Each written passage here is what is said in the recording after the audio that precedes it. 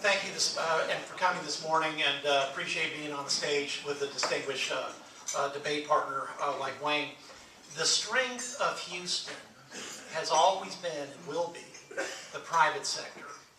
The private sector is what our shining city on the hill is built on. And to quote Ronald Reagan some more, we need a low tax policy that keeps our businesses competitive with their competitors, not only here but abroad. The problem with Prop 1 is that we are talking about a dedicated fund of a minimum of $125 million. I say a minimum, and you won't even see that on the ballot language that you'll vote on in November, because effectively the ballot language doesn't talk about a rate, it doesn't talk about an amount, it specifically says we need a drainage fund.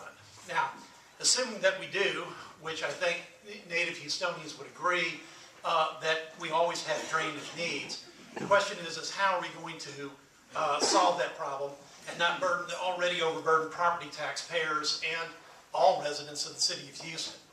I submit that we do not start taxing individual homes and businesses with this drainage tax in the way that's been proposed.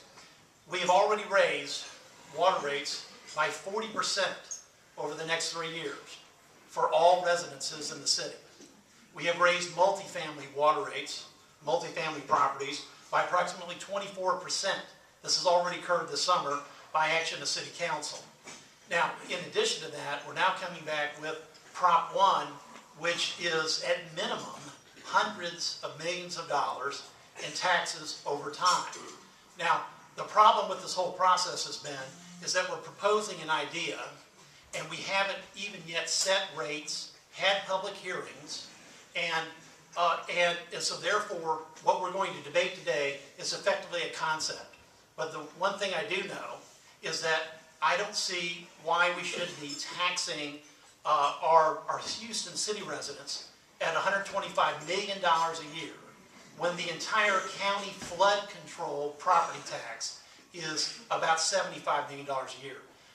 This tax is as large as a tax could possibly be to be put on our businesses and our residences, and under no circumstances do I think it's good public policy to be taxing our churches, our schools, our charities, and providing no exemptions for over 65 homeowners. So I urge you to vote no on Prop 1 on November 2nd.